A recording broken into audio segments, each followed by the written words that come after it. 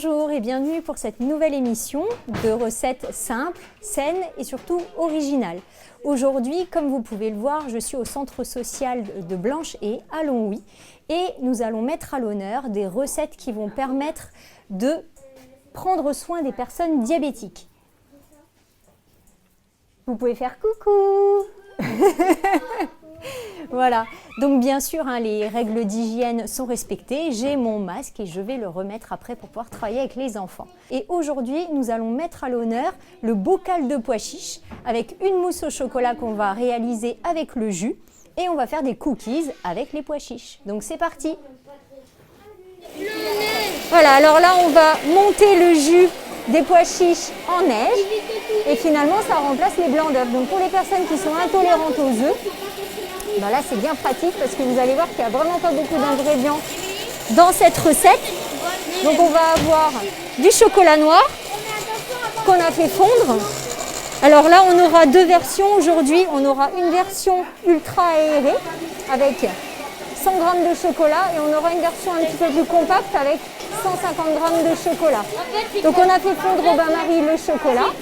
Là, on monte le jus de pois chiches en neige. On va rajouter du sucre pour le solidifier et ensuite on va mélanger l'ensemble et on va laisser refroidir et ça va prendre au frais et ce sera bien rigide en fait. Donc là on va rajouter du sucre pour solidifier le jus. Voilà.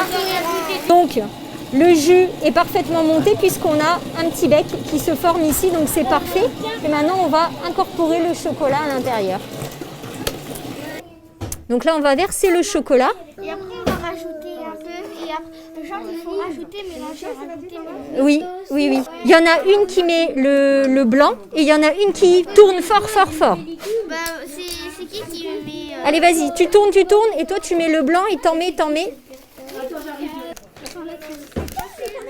Le blanc, il faut aller vite en fait parce que sinon ça va retomber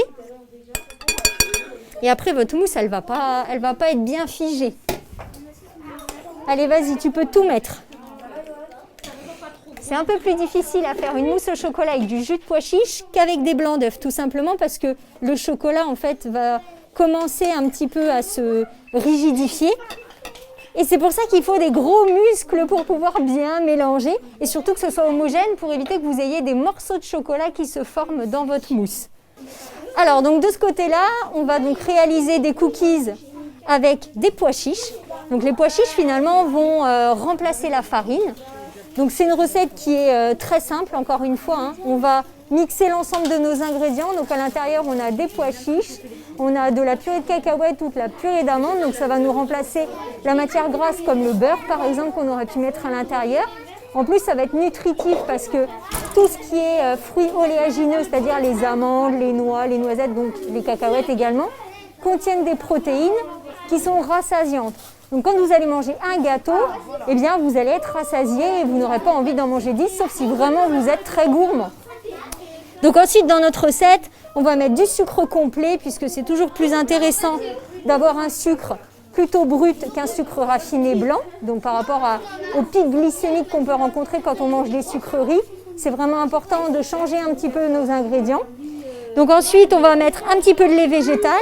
Alors là, aujourd'hui, l'éducatrice a choisi un lait à base d'épeautre et de noisettes. Donc ça, c'est bien parce que ça change un petit peu du lait d'amande classique ou bien du lait de soja qu'on peut trouver partout. On va mettre un petit peu de vanille à l'intérieur. Et bien sûr, pour agrémenter tout ça, on va mettre des pépites de chocolat. Donc les enfants ont mixé l'intégralité des ingrédients, sauf les pépites de chocolat. Et ensuite, ils ont ajouté à la fin les pépites. Et ils ont façonné leur petit gâteau qu'on va mettre au four. Alors, et bien là, une fois que la mousse au chocolat est terminée, et bien, on va mettre en verrine notre préparation pour qu'elle puisse figer au réfrigérateur. 180, d'accord. Ben, c'est parti. Donc là, on a une première tournée. Alors, vu qu'ils sont gros et épais, et bien là, en fait, ils vont cuire pendant 25 minutes. Donc, vous voyez la texture de la mousse au chocolat ? Donc pour le moment, elle n'a pas été refroidie, mais là, elle est vraiment déjà bien prise et au frais, elle va être bien épaisse. Et on a fait une autre version beaucoup plus aérée avec moins de chocolat. Donc la recette initiale, c'est avec 150 g de chocolat. Donc là, on a une mousse bien ferme. Et si on veut une mousse très aérée, vous mettez 100 g de chocolat et ce sera parfait aussi, ce sera réussi. Donc chaque groupe d'enfants a rempli donc, chacune des verrines. Alors après, ils ont fait comme ils pouvaient parce que forcément, c'est assez petit. Et donc là, on a tout simplement mis un étage par groupe et puis on va laisser figer au réfrigérateur. Voilà, donc ça va, hop, voilà. Et là, on laisse figer une trentaine de minutes au réfrigérateur avant la dégustation. Donc en plus, c'est ultra rapide. Parce que finalement, si vous avez des invités chez vous, il vous suffit simplement de 30 minutes de frais pour que vous puissiez les déguster. Et ensuite, vous pouvez faire une petite décoration par-dessus, comme de la noix de coco râpée par exemple, ou des petits copeaux de chocolat si vous voulez encore plus de gourmandise. Alors, eh bien, on va regarder si nos cookies sont prêts. Et donc, effectivement, là, ils sont bien dorés, donc on va pouvoir les enlever. Ah oui, les filles, il faut vous éloigner parce que c'est très chaud. Voilà. Tac. Alors ici, on a une première version un petit peu épaisse où la préparation a été mixée un peu grossièrement. Et puis on aura d'autres cookies où là, la préparation a été mixée un peu plus finement et du coup, ils seront un peu plus fins.